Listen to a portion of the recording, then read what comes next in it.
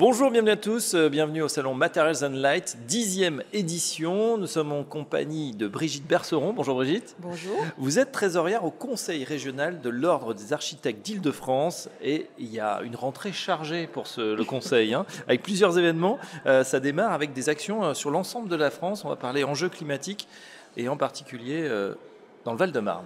Voilà. Donc c'est un événement qui est sur l'ensemble effectivement de la France, y compris les territoires ultramarins. C'est à l'initiative du Conseil national et donc c'est les actions territoriales 2024.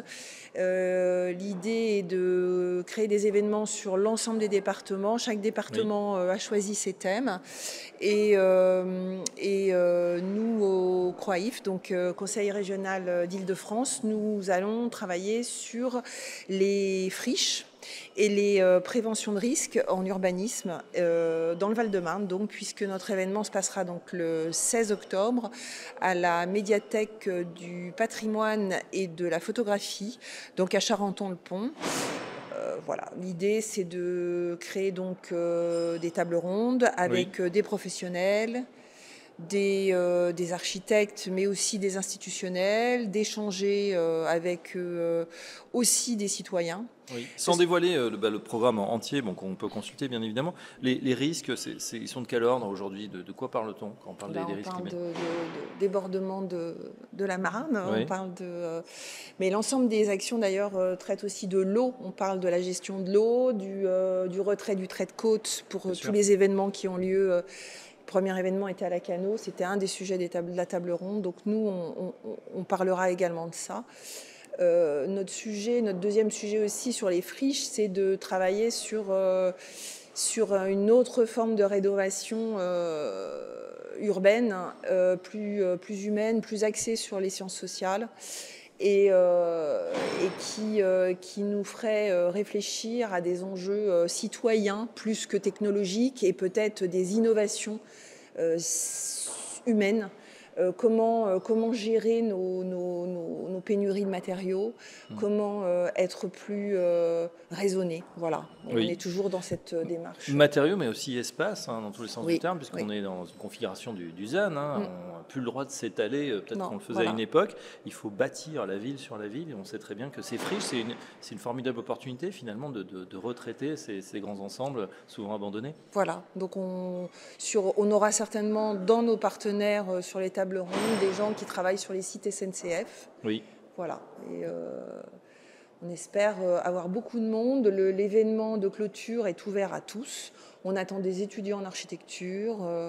Voilà, on veut de l'échange multiple.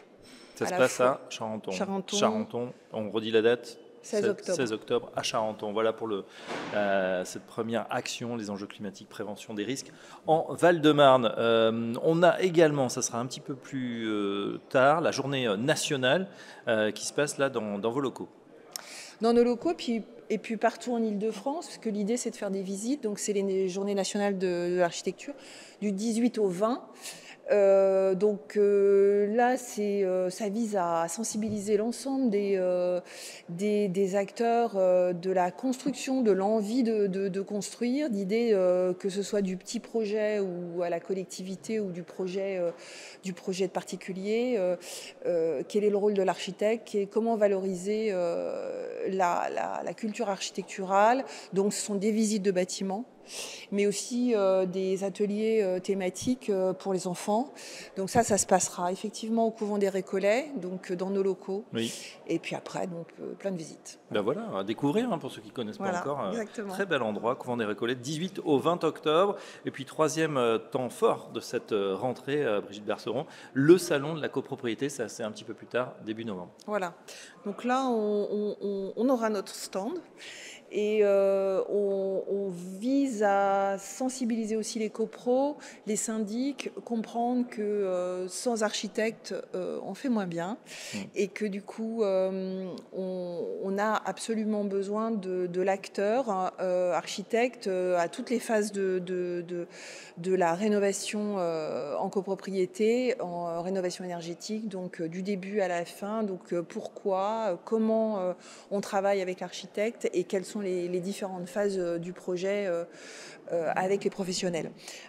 Donc ça, c'est pareil, ce sont 2 interventions avec 2 tables rondes les 2 jours du salon. Voilà. Voilà, le salon, vous avez 6 novembre, hein, 6 voilà, et 7 6 et 7 novembre. novembre voilà. Ça sera porte de Versailles à Paris. Comme d'habitude pour ceux qui connaissent.